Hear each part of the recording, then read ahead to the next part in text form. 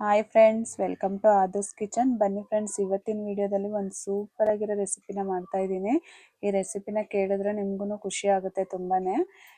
ಅದಕ್ಕಿಂತ ಮುಂಚೆ ನಮ್ಮ ಚಾನಲ್ಗೆ ಸಬ್ಸ್ಕ್ರೈಬ್ ಮಾಡಿರೋರು ಎಲ್ರಿಗೂ ಥ್ಯಾಂಕ್ಸ್. ಸಬ್ಸ್ಕ್ರೈಬ್ ಮಾಡದೆ ವಿಡಿಯೋನ ನೋಡ್ತಾ ಇದ್ರೆ ಈಗಲೇ ಸಬ್ಸ್ಕ್ರೈಬ್ ಮಾಡ್ಕೊಳ್ಳಿ. ಇವತ್ತಿನ ರೆಸಿಪಿ ಏನಂದ್ರೆ, ಉಳಿದಿರೋ ಅಂತ ಇಡ್ಲಿನಲ್ಲಿ ಕಬಾಬು ಮತ್ತು ಮಂಚೂರಿನ ಹೇಗೆ ಮಾಡೋದು ಅಂತ ತೋರಿಸ್ತಾ ಇದ್ದೀನಿ. ನೀವು ತುಂಬ ಇಡ್ಲಿ ಉಳಿದ್ಬಿಟ್ಟಿದೆ, ಏನಪ್ಪ ಮಾಡೋದು, ವೇಸ್ಟ್ ಆಯಿತು ಅಂತ ಯೋಚನೆ ಮಾಡೋಂಗಿಲ್ಲ. ಆರಾಮಾಗಿ ಈ ಥರ ಒಂದು ಒಳ್ಳೆ ಸ್ನ್ಯಾಕ್ಸ್ ರೆಸಿಪಿನ ರುಚಿಯಾಗಿ ಆರಾಮಾಗಿ ಮಾಡ್ಕೋಬೋದು. ಈಗ ಉಳಿದಿರೋ ಅಂಥ ಇಡ್ಲಿನಲ್ಲಿ ಹೇಗೆ ಮಂಚೂರಿ ಮತ್ತು ಕಬಾಬ್ನ ಮಾಡೋದು ಅಂತ ನೋಡೋಣ. ನಾನು ಬೆಳಗ್ಗೆ ಇಡ್ಲಿ ಮಾಡಿದ್ದೆ, ಒಂದು 6 ಇಡ್ಲಿ ಉಳ್ಕೊಂಡಿದೆ. ಆ ಇಡ್ಲಿನಲ್ಲಿ ಹೇಗೆ ಮಾಡೋದು ಅಂತ ನೋಡೋಣ. ನಾನು ಇಡ್ಲಿನ ಚಿಕ್ಕದಾಗಿ ಕಟ್ ಮಾಡ್ಕೊತಾ ಇದ್ದೀನಿ. ಅಂದರೆ ತುಂಬ ಚಿಕ್ಕದಾಗೂ ಇರಬಾರ್ದು, ತುಂಬ ದಪ್ಪಗೂ ಇರಬಾರ್ದು. ನಿಮಗೆ ಯಾವ ಸೈಜಿಗೆ ಬೇಕು ಆ ಸೈಜಿಗೆ ನೋಡಿ ಕಟ್ ಮಾಡ್ಕೊಳ್ಳಿ. ನಾವು ಮಂಚೂರಿಗೆಲ್ಲ ಯಾವ ಸೈಜಿಗೆ, ಈಗ ಗೋಬಿ ಆಗಲಿ ಮಶ್ರೂಮ್ ಆಗಲಿ ಯಾವ ಸೈಜಿಗೆ ಕಟ್ ಮಾಡ್ಕೋತೀವಿ ಅಷ್ಟು ಕಟ್ ಮಾಡಿಕೊಂಡ್ರೆ, ನೋಡಿ ಈ ಸೈಜಿಗೆ ಕಟ್ ಮಾಡಿಕೊಂಡ್ರೆ ಸಾಕು. ನೋಡಿ ಇಷ್ಟಿದ್ರೆ ಸಾಕಾಗುತ್ತೆ. ತುಂಬ ದಪ್ಪನೂ ಬೇಡ, ತುಂಬ ಚಿಕ್ಕದಕ್ಕೂ ಬೇಡ. ನಿಜವಾಗ್ಲೂ ಇಡ್ಲಿನಲ್ಲಿ ಕಬಾಬು ಮತ್ತು ಮಂಚೂರಿ ಎಷ್ಟು ರುಚಿಯಾಗಿರುತ್ತೆ ಅಂದರೆ ಅದು ಹೇಳೋಕ್ಕೆ ಸಾಧ್ಯ ಇಲ್ಲ. ಅದು ನಾವೇ ಮಾಡ್ಕೊಂಡು ತಿಂದಾಗಲೇ ಅದ್ರ ರುಚಿ ಏನಂತ ಗೊತ್ತಾಗೋದು. ನೀವು ಹೊಸ್ದಾಗಿ ಯಾರಿಗಾದರೂ ಇಡ್ಲಿನಲ್ಲಿ ಈ ಥರ ಮಂಚೂರಿ ಅಥವಾ ಕಬಾಬ್ನ ಮಾಡಿಕೊಟ್ರೆ ಅವ್ರಿಗೆ ನಿಜವಾಗ್ಲೂ ಗೊತ್ತಾಗಲ್ಲ ಇಡ್ಲಿಯಿಂದ ಮಾಡಿರೋದು ಅಂತ. ಅಷ್ಟು ರುಚಿಯಾಗಿರುತ್ತೆ. ಮತ್ತು ಇಡ್ಲಿಯಿಂದ ಮಾಡಿರೋದು ಅಂತ ಕೂಡ ಗೊತ್ತಾಗೋದಿಲ್ಲ, ಅಷ್ಟು ಚೆನ್ನಾಗಿರುತ್ತೆ. ಮಕ್ಕಳಿಗೆ ದೊಡ್ಡವ್ರಿಗೆ ಪ್ರತಿಯೊಬ್ಬರಿಗೂ ಇಷ್ಟ ಆಗುತ್ತೆ ಈ ರೆಸಿಪಿ. ಚಿಕನ್ ತಿನ್ನೋರಿಗೆ ಹೇಳ್ಬೋದು, ಚಿಕನ್ ಕಬಾಬ್ ಹೇಗಿರುತ್ತೆ ಅದೇ ರೀತಿ ಇರುತ್ತೆ. ವೆಜ್ ತಿನ್ನೋರಿಗೆಲ್ಲ ಮಾಮೂಲಿ ಮಶ್ರೂಮ್ ಕಬಾಬು ಈ ಥರ ಎಲ್ಲ ಯಾವ ಥರ ಇರುತ್ತೆ ಮಂಚೂರಿ ಎಲ್ಲ ಅದೇ ಥರ ಟೇಸ್ಟ್ ಇರುತ್ತೆ.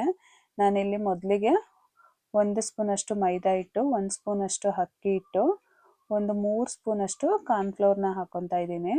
ಮತ್ತು 1 ಸ್ಪೂನಷ್ಟು ಕಡಲೆ ಹಿಟ್ಟು, 1 ಸ್ಪೂನಷ್ಟು ಚಿಲ್ಲಿ ಪೌಡ್ರು, ಒಂದು ಅರ್ಧ ಟೀ ಸ್ಪೂನಷ್ಟು ಧನಿಯಾ ಪುಡಿ, ಒಂದು ಅರ್ಧ ಟೀ ಸ್ಪೂನಷ್ಟು ಗರಂ ಮಸಾಲ, 1 ಸ್ಪೂನಷ್ಟು ಶುಂಠಿ ಬೆಳ್ಳುಳ್ಳಿ ಪೇಸ್ಟು, 1 ನಿಂಬೆಹಣ್ಣನ್ನ ಹಾಕ್ಕೊತಾ ಇದ್ದೀನಿ. ರುಚಿಗೆ ತಕ್ಕಷ್ಟು ಉಪ್ಪು ಹಾಕ್ಕೊಳ್ಳಿ.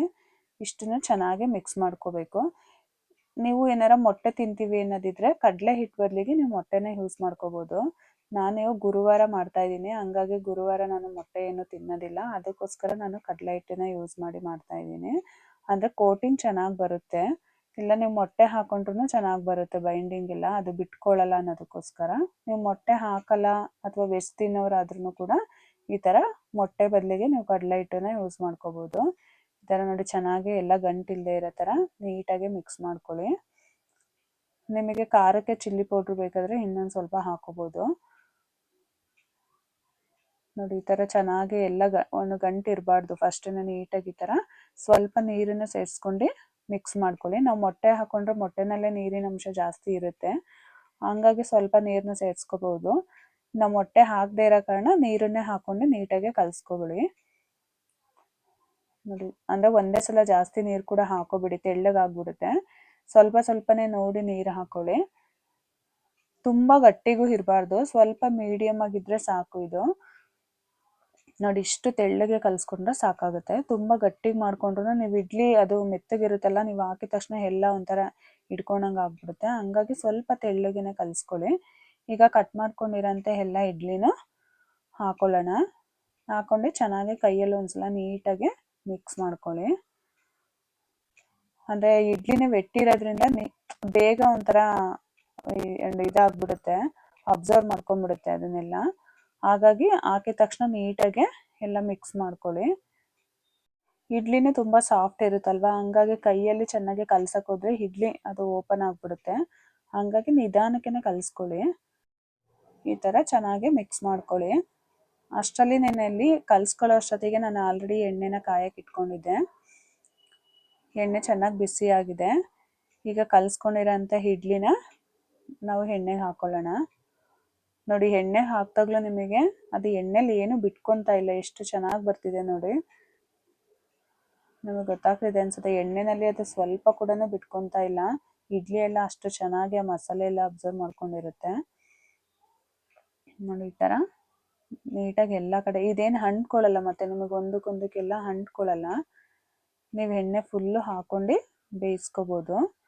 ಸ್ವಲ್ಪ ಮೀಡಿಯಮ್ ಉರಿನಲ್ಲೇ ಚೆನ್ನಾಗಿ ಬೇಯಿಸ್ಕೋಬೇಕು. ನೀವು ಉರಿ ಜಾಸ್ತಿ ಇಟ್ಕೋಬೇಡಿ, ಉರಿ ಜಾಸ್ತಿ ಇಟ್ಕೊಂಡ್ರೆ ಮೇಲೆಲ್ಲ ಬೇಗ ಕಲರ್ ಬಂದ್ಬಿಡುತ್ತೆ, ಒಳಗೆಲ್ಲ ಮೆತ್ತಗೆ ಇರುತ್ತೆ, ಕ್ರಿಸ್ಪಿನೆಸ್ ಇರೋದಿಲ್ಲ. ಹಾಗಾಗಿ ಮೀಡಿಯಂ ಫ್ಲೇಮಲ್ಲೇ ಒಂದು 5 ನಿಮಿಷ ಮೀಡಿಯಂ ಫ್ಲೇಮಲ್ಲಿ ಚೆನ್ನಾಗಿ ಬೇಯಿಸ್ಕೋಬೇಕು. ನಿಮಗೆ ಅದು ಗೊತ್ತಾಗುತ್ತೆ ಬೆಂದಾಗ. ಈಗ ಬೇರೆದೆಲ್ಲ ನಾವು ಎಣ್ಣೆಲಿ ಕರೆದಾಗ ಒಂಥರ ಅದು ತಿರುಗಿಸ್ತಾ ಇರುವಾಗಲೇ ಗೊತ್ತಾಗ್ಬಿಡುತ್ತೆ ನಮಗೆ ಬೆಂದಿದೆಯಾ ಇಲ್ವಾ ಅನ್ನೋದು. ನೋಡಿ ಎಷ್ಟು ಚೆನ್ನಾಗಿ ಒಂಚೂರು ಕೂಡ ಎಣ್ಣೆನಲ್ಲಿ ಬಿಟ್ಕೊಂಡಿಲ್ಲ. ನೋಡ್ತಾ ಇದ್ರೆ ಒಳ್ಳೆ ಚಿಕನ್ ಕಬಾಬ್ ಥರನೇ ಅನ್ನಿಸ್ತಾ ಇದೆ ಅಲ್ವಾ, ಅಥವಾ ಚಿಕನ್ ಕಬಾಬು, ಹಳಸಿನಕಾಯಿ ಕಬಾಬು ಅಂದರೆ ನಾವು ಯಾವುದು ಇದರಲ್ಲೆಲ್ಲ ಮಾಡ್ತೀವಲ್ಲ ಅದೇ ಥರ ಬಂದಿದೆ ನೋಡಿ. ಯಾರಿಗೂ ಕೂಡ ಗೊತ್ತಾಗೋದಿಲ್ಲ, ಮಾಡೋರಿಗೆ ಅಷ್ಟೇ ಗೊತ್ತಿರುತ್ತೆ ನಾವು ಇಡ್ಲಿಯಿಂದ ಮಾಡ್ತಾ ಇದ್ದೀವಿ ಅನ್ನೋದು. ತಿಂದ್ರೂ ಕೂಡ ಯಾರು ಕಂಡುಹಿಡಿಯೋಕ್ಕಾಗಲ್ಲ ಇದು ಇಡ್ಲಿಯಿಂದ ಮಾಡಿರೋ ಅಂಥ ಕಬಾಬು ಅಥವಾ ಮಂಚೂರಿ ಅಂತ. ಮಾಡಿರೋರಿಗೆ ಮಾತ್ರ ಗೊತ್ತಿರುತ್ತೆ ಅಷ್ಟೇ. ರುಚಿನೂ ಕೂಡ ಅಷ್ಟೇ ಅದ್ಭುತವಾಗಿರುತ್ತೆ. ಮತ್ತು ಎಣ್ಣೆ ಚೆನ್ನಾಗಿ ಕಾಯ್ದಿರಬೇಕು. ನೀವು ಹಾಕೊಳ್ಳೋದಕ್ಕಿಂತ ಮುಂಚೆ ಎಣ್ಣೆ ಕಾಯ್ದಿಲ್ಲ ಅಂದರೆ ಅದು ಎಣ್ಣೆ ಕುಡಿದ್ಬಿಡುತ್ತೆ. ಇಲ್ಲಾಂದರೆ ನೀವು ಎಣ್ಣೆ ಚೆನ್ನಾಗಿ ಕಾಯ್ದ್ಮೇಲೆ ಹಾಕ್ಕೊಂಡ್ರೆ ನೋಡಿ ಸ್ವಲ್ಪ ಕೂಡ ಎಣ್ಣೆನೂ ಕುಡ್ದಿರಲ್ಲ ಅದು ಕಬಾಬು. ನೋಡಿ ಇಷ್ಟು ಬೆಂದರೆ ಸಾಕು. ಇದು ಬೆಂದಿದೆ ಚೆನ್ನಾಗಿ, ನಿಮಗೆ ಗೊತ್ತಾಗ್ತಿದೆ ನೋಡಿ, ಮೇಲೆಲ್ಲ ಕ್ರಿಸ್ಪಿನೆಸ್ ಅನ್ನಿಸ್ತಾ ಇದೆ. ಇಷ್ಟು ಬೆಂದರೆ ಸಾಕು. ಇವಾಗ ಇದನ್ನು ಒಂದು ಟಿಶ್ಯೂ ಪೇಪರ್ ಮೇಲೆ ಹಾಕೊಳ್ಳೋಣ. ನಿಮ್ಮ ಹತ್ರ ಟಿಶ್ಯೂ ಪೇಪರ್ ಇದ್ದರೆ ಹಾಕೊಳ್ಳಿ. ನನ್ನ ಹತ್ರ ಟಿಶ್ಯೂ ಪೇಪರ್ ಖಾಲಿ ಆಗಿಬಿಟ್ಟಿದೆ, ಹಾಗಾಗಿ ನಾನು ಡೈರೆಕ್ಟಾಗಿ ಪ್ಲೇಟಿಗೆ ಕೂಡ ಹಾಕೊತಾ ಇದ್ದೀನಿ. ಇನ್ನು ತುಂಬ ಏನು ಎಣ್ಣೆನೂ ಕುಡ್ದಿರಲ್ಲ ನೋಡಿ, ನಿಮಗೆ ಗೊತ್ತಾಗುತ್ತೆ ಎಣ್ಣೆ ಕುಡ್ದಿರೋದು ಒಂಥರ ಮೆತ್ತಗೆ ಅನಿಸುತ್ತೆ. ಆ ಥರ ಎಲ್ಲ ಏನೂ ಇಲ್ಲ, ತುಂಬ ಕ್ರಿಸ್ಪಿಯಾಗಿ ತುಂಬ ಚೆನ್ನಾಗಿ ಬಂದಿದೆ. ಇದನ್ನೆಲ್ಲ ಸಪ್ರೇಟಾಗಿ ನೀಟಾಗಿ ಒಂದು ಪ್ಲೇಟಿಗೆ ಎತ್ಕೊಳ್ಳೋಣ. ನೀಟಾಗಿ ಎಣ್ಣೆನ ಸೋರಿಸಿ ಎತ್ಕೊಳ್ಳಿ. ನೋಡಿ ಎಷ್ಟು ಚೆನ್ನಾಗಿ ಬಂದಿದೆ. ನಾನು ಎಲ್ಲ ಇಡ್ಲಿಗಳನ್ನ ಇದೇ ರೀತಿ ಬೇಯಿಸ್ಕೊಂಡಿದ್ದೀನಿ. ನೋಡಿ ಈ ಥರ ಡ್ರೈ ಆಗಿ ತಿಂದರೆ ಕಬಾಬ್ ಥರ ತುಂಬಾ ರುಚಿಯಾಗಿರುತ್ತೆ. ಅದು ಹೇಳೋಕ್ಕೆ ಆಗಲ್ಲ, ತಿಂದವ್ರಿಗೆ ಮಾತ್ರ ಗೊತ್ತಾಗುತ್ತೆ ಎಷ್ಟು ಚೆನ್ನಾಗಿರುತ್ತೆ ಅಂತ. ಈ ಥರ ಡ್ರೈ ತಿಂದರೆ ಇಡ್ಲಿ ಕಬಾಬು. ಇದನ್ನೇ ಮತ್ತೆ ಇನ್ನೊಂದು ರೆಸಿಪಿನ ಮಾಡೋದನ್ನ ನಾನು ಹೇಗೆ ಅಂತ ತೋರಿಸ್ತೀನಿ. ಈ ಥರ ಡ್ರೈ ನಮಗೆ ಬೇಡ, ಇಷ್ಟ ಇಲ್ಲ, ಮಂಚೂರಿ ಥರ ತಿನ್ನಬೇಕು ಅಂತ ಇಷ್ಟ ಇದ್ದರೆ ಇದನ್ನೇ ನಾವು ಮಂಚೂರಿ ಕೂಡ ಮಾಡ್ಕೋಬೋದು. ಈಗ ಮಂಚೂರಿನ ಹೇಗೆ ಮಾಡೋದು ಅಂತ ನೋಡೋಣ. ನಾನು ಇಲ್ಲಿ ಒಂದು ಬಾಣಲೆಗೆ ಒಂದು 2ರಿಂದ 3 ಸ್ಪೂನ್ ಅಷ್ಟು ಎಣ್ಣೆನ ಹಾಕೊಂಡಿದ್ದೀನಿ. ಕಟ್ ಮಾಡಿ ಇಟ್ಕೊಂಡಿರೋ ಅಂಥ 2 ಈರುಳ್ಳಿನ ಹಾಕೊತಾ ಇದ್ದೀನಿ. ಚಿಕ್ಕದಾಗಿನೇ ಕಟ್ ಮಾಡ್ಕೊಂಡಿದ್ದೀನಿ. ಚಿಕ್ಕದಾಗಿ ಕಟ್ ಮಾಡ್ಕೊಂಡಿರೋ ಅಂಥ 2 ಈರುಳ್ಳಿನ ಹಾಕೊಂಡು ಚೆನ್ನಾಗಿ ಫ್ರೈ ಮಾಡ್ಕೊಳ್ಳಿ. ಈ ಥರ ಎಲ್ಲ ಒಂದು ಮೀಡಿಯಂ ಫ್ಲೇಮಲ್ಲೇ ಮಾಡ್ಕೊಳ್ಳಿ, ಉರಿ ಜಾಸ್ತಿ ಇಟ್ಕೊಬಿಡಿ. ನಾನು ಇಲ್ಲಿ ಒಂದು ಹಸಿಮೆಣ್ಸಿನ್ಕಾಯಿನ ಮಧ್ಯಕ್ಕೆ ಕಟ್ ಮಾಡಿ ಸೇರಿಸ್ತಾ ಇದ್ದೀನಿ. ನಿಮಗೆ ಖಾರ ಬೇಕಂದರೆ ಇನ್ನೂ 1-2 ಮೆಣಸಿನ್ಕಾಯಿನ ಹಾಕೋಬೋದು. ಮತ್ತು 1 ಸ್ಪೂನಷ್ಟು ಶುಂಠಿ ಬೆಳ್ಳುಳ್ಳಿ ಪೇಸ್ಟನ್ನು ಕೂಡ ಹಾಕೊತಾ ಇದ್ದೀನಿ. ಶುಂಠಿ ಬೆಳ್ಳುಳ್ಳಿ ಪೇಸ್ಟ್ ಇಲ್ಲ ಅಂದರೂ ಕೂಡ ಶುಂಠಿ ಬೆಳ್ಳುಳ್ಳಿನ ಚಿಕ್ಕದಾಗಿ ಕಟ್ ಮಾಡಿಕೊಂಡೆ ಹಾಕೊಂಡ್ರೂ ಕೂಡ ಚೆನ್ನಾಗಿರುತ್ತೆ. ನಾನಿಲ್ಲಿ ಒಂದು ಚಿಕ್ಕ ಕ್ಯಾಪ್ಸಿಕಮ್ನ ಉದ್ದದಕ್ಕೆ ಕಟ್ ಮಾಡಿ ಸೇರಿಸ್ತಾ ಇದ್ದೀನಿ.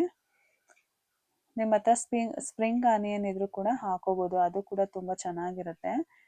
ನನ್ನ ಹತ್ರ ಸ್ಪ್ರಿಂಗ್ ಆನಿಯನ್ ಇರಲಿಲ್ಲ, ಅದಕ್ಕೋಸ್ಕರ ಹಾಕಿಲ್ಲ. ನಿಮ್ಮ ಹತ್ರ ಇದ್ದರೆ ಹಾಕೊಳ್ಳಿ ಅದನ್ನು ಕೂಡ. ಇದನ್ನೆಲ್ಲ ಚೆನ್ನಾಗಿ ಫ್ರೈ ಮಾಡ್ಕೊಂಡಾದ್ಮೇಲೆ ರುಚಿಗೆ ತಕ್ಕಷ್ಟು ಉಪ್ಪು ಹಾಕೊಳ್ಳೋಣ. ಉಪ್ಪನ್ನ ನೋಡಿ ಹಾಕೊಳ್ಳಿ. ನಾವು ಕಬಾಬ್ ಬೇಯಿಸ್ಕೊಳ್ಳೋದು ಕೂಡ ಉಪ್ಪು ಹಾಕ್ಕೊಂಡಿದ್ವಿ. ಈಗ 1 ಸ್ಪೂನಷ್ಟು ಚಿಲ್ಲಿ ಪೌಡ್ರು, 1/4 ಟೀ ಸ್ಪೂನಷ್ಟು ಗರಂ ಮಸಾಲಾನ ಹಾಕೊತಾ ಇದ್ದೀನಿ. ನಿಮಗೆ ಖಾರಕ್ಕೆ ಎಷ್ಟು ಬೇಕೋ ಅಷ್ಟು ನೋಡಿ ಚಿಲ್ಲಿ ಪೌಡ್ರನ್ನ ಹಾಕೊಳ್ಳಿ. ನಮ್ಮನೆಲ್ಲ ಖಾರ ಆದರೆ ನನ್ನ ಮಗಳು ತಿನ್ನಲ್ಲ ಅನ್ನೋದಕ್ಕೋಸ್ಕರ ಸ್ವಲ್ಪ ಸಪ್ಪನೆ ಮಾಡ್ತಾ ಇದ್ದೀನಿ.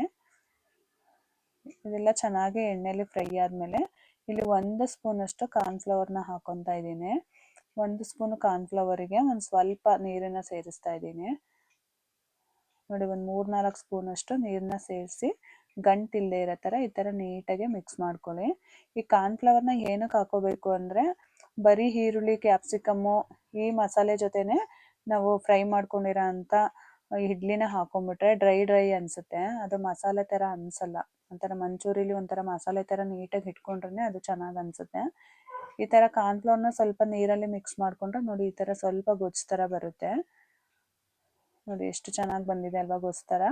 ಅದಕ್ಕೋಸ್ಕರ ಕಾರ್ನ್ಫ್ಲವರ್ನ ಸ್ವಲ್ಪ ನೀರಲ್ಲಿ ಮಿಕ್ಸ್ ಮಾಡಿ ಈ ಥರ ಸೇರಿಸ್ಕೋಬೇಕು. ಸೇರಿಸ್ಕೊಂಡು ಇದು ಸ್ವಲ್ಪ ಗಟ್ಟಿ ಆದಮೇಲೆ ನಾನಿಲ್ಲಿ ಯಾವುದೇ ಸೋಯಾ ಸಾಸ್ ಎಲ್ಲ ಏನು ಯೂಸ್ ಮಾಡಿಲ್ಲ. ನಾನು ಇಲ್ಲಿ ಟೊಮೊಟೊ ಲಾಸ್ಟಲ್ಲಿ ಸ್ವಲ್ಪ ಕೊತ್ತಂಬರಿ ಸೊಪ್ಪನ್ನ ಹಾಕೊತಾ ಇದ್ದೀನಿ. ಸೋಯಾ ಸಾಸು ಮತ್ತೆ ರೆಡ್ ಚಿಲ್ಲಿ ಸಾಸು ಆ ಥರ ಯಾವುದನ್ನು ಕೂಡ ಯೂಸ್ ಮಾಡಿಲ್ಲ. ಬರೀ ಟೊಮೊಟೊ ಕೆಚಪ್ ಕೂಡ ಒಂದು 2ರಿಂದ 3 ಚೆನ್ನಾಗಿರುತ್ತೆ. ನೀವು ಒಂದ್ಸಲ ಮಾಡ್ಕೊಂಡ್ರೆ ಮಿಕ್ಕಿರೋ ಇಡ್ಲಿನೆಲ್ಲ ನಾವು ಕರ್ದಿಟ್ಕೊಂಡಿರೋ ಇಡ್ಲಿಗಳನ್ನ ಸೇರಿಸ್ತಾ ಇದ್ದೀನಿ ಅನ್ಸುತ್ತೆ. ಅಷ್ಟು ಚೆನ್ನಾಗಿರುತ್ತೆ. ಎಷ್ಟು ಚೆನ್ನಾಗಿ ನೀವು ಒಂದ್ಸಲ ಕ್ರಿಸ್ಪಿನೆಸ್ ಮಿಸ್ ಆಗಿದೆ ಮಾಡದೆ ಇಡ್ಲಿ. ಟ್ರೈ ಮಾಡಿ. ನೀವು ಅದೇ ಮಕ್ಕಳಿಗೆಲ್ಲ ರೀತಿ ಡ್ರೈ ಮಾಡ್ಕೊಡಿ, ಆಗಿ ತಿಂದ್ರು ಕೂಡ ತುಂಬಾನೇ ಇಷ್ಟಪಡ್ತಾರೆ ಮಕ್ಕಳು. ಚೆನ್ನಾಗಿರುತ್ತೆ. ನೀವು ಇಡ್ಲಿ ಒಂದ್ಸಲ ಮಿಸ್ ಮಾಡಮ್ಮ ನೀವು ಅಂದ್ರೆ ಅದೇ ತರ ನಾನು ಬೇಕಾದ್ರೂ ಹೇಳ್ಬೋದು, ಹೇಳ್ಬಹುದು, ಇಲ್ಲಾಂದ್ರೆ ಈ ತರ ಮಂಚೂರಿ ಇಡ್ಲಿ ತರ ಕೂಡ ವಿಡಿಯೋ ಮಾಡ್ಕೊಬಹುದು. ಇಷ್ಟ ಆಗಿದ್ರೆ ಹೇಳ್ತಾರೆ ನಿಮ್ಮ ಅಷ್ಟು ಫ್ಯಾಮಿಲಿ ರುಚಿಯಾಗಿರುತ್ತೆ. ಕೂಡ ಅಷ್ಟು ಶೇರ್ ಚೆನ್ನಾಗಿ ಮಾಡಿ. ತುಂಬಾನೇ ಇಷ್ಟ ಆಗುತ್ತೆ. ಮಿಕ್ಸ್ ಮತ್ತೆ ಒಂದು ಮಾಡ್ಕೊಳ್ಳಿ. ಹೊಸ ರೆಸಿಪಿ ಜೊತೆ ಈ ತರ ಮುಂದಿನ ಕಾರ್ನ್ಫ್ಲವರ್ ವಿಡಿಯೋದಲ್ಲಿ ಹಾಕೊಂಡು ಸಿಗ್ತೀನಿ. ಈ ತರ ಥ್ಯಾಂಕ್ ಯು ಗೊಜ್ಜು ಫಾರ್ ತರ ವಾಚಿಂಗ್. ಮಾಡ್ಕೊಂಡ್ರೆ ನೀಟಾಗಿ ಎಲ್ಲದಕ್ಕೂ ಮಸಾಲೆ ಎಲ್ಲ ಚೆನ್ನಾಗಿ ಅಂಟ್ಕೊಳ್ಳುತ್ತೆ, ಇಲ್ಲಾಂದ್ರೆ ಡ್ರೈ ಡ್ರೈ ಅನ್ಸುತ್ತೆ. ಕಲರ್ ಕೂಡ ತುಂಬಾ ಚೆನ್ನಾಗಿ ಬಂದಿದೆ. ನಾನು ಬ್ಯಾಡಗಿ ಮೆಣಸಿನ್ಕಾಯಿ ಪೌಡ್ರನ್ನ ಯೂಸ್ ಮಾಡಿದ್ದೀನಿ, ಅದಕ್ಕೋಸ್ಕರ ಕಲರ್ ಕೂಡ ತುಂಬಾ ಚೆನ್ನಾಗಿ ಬಂದಿದೆ.